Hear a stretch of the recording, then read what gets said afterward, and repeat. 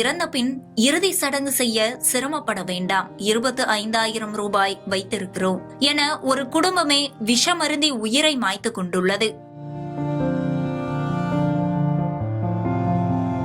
கடன் தொல்லை, குடும்ப பிரச்சினை என அடிக்கடி சொல்லப்படும் காரணங்களுக்காக இந்த முடிவு அல்ல.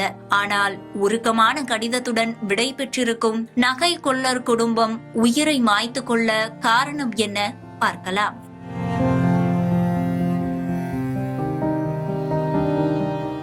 ஆரோக்கியமே அதிசிறந்த செல்வம் என்பார்கள். உடல் நலமுடன் இருப்பது நம் எதிர்கால வாழ்க்கையில் நாம் செய்யும் முதலீடு என்றும் சொல்லப்படுகிறது. ஆரோக்கியமற்ற வாழ்வை வாழ்வதே முழுமையற்றது என்ற நினைப்பை கொள்ளுவதற்கு பதிலாக ஒரு குடும்பம் தங்களையே மாய்த்து கொண்டுள்ளது.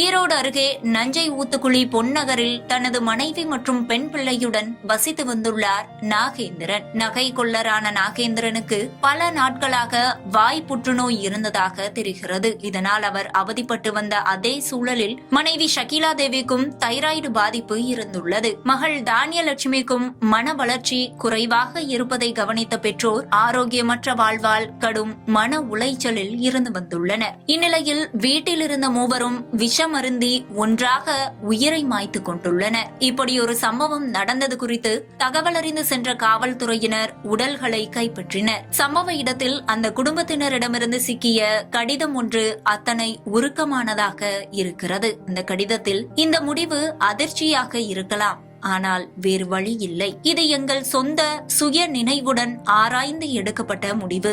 இதற்கு யாரும் பொறுப்பல்ல. கடன், சொத்து மற்றும் குடும்ப தகராறோ இதற்கு காரணம் இல்லை. முழுக்க முழுக்க உடல் ஆரோக்கியம் சார்ந்து எடுக்கப்பட்ட முடிவு இது. எனவே எங்கள் மனதையும் எதிர்கால சூழலையும் புரிந்து கொள்ளுங்கள். இறுதிச் சடங்கிற்கு 25,000 ரூபாய் வைத்திருக்கிறோம், சிரமப்பட வேண்டாம் என எழுதப்பட்டிருந்தது. எனில் அந்த குடும்பம் எந்த அளவுக்கு மன உளைச்சலில் இருந்திருக்கும் என யோசிக்கும் போதே தற்கொலை எதற்கும் தீர்வாகாது என்ற குரலும் ஒரு பக்கம் ஓங்கி ஒலிக்கிறது. சரியான ஆலோசனைகளும் வழிநடத்தலுமே மன நிம்மதிக்கு வழிவகுக்கும் என்பதே நிதர்சனமான உண்மை.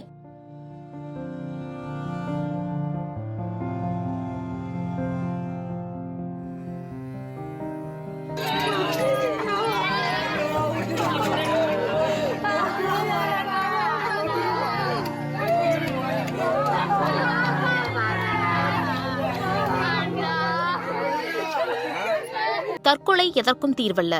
மன அழுத்தம் ஏற்பட்டாலோ தற்கொலை எண்ணம் வந்தாலோ அதிலிருந்து விடுபடுவதற்கு தமிழக சுகாதார சேவை உதவி மையம் 104 அல்லது ஸ்னேகா தற்கொலை தடுப்பு உதவி மையம் 0442464050 ஆகிய எண்களை அழைக்கலாம்.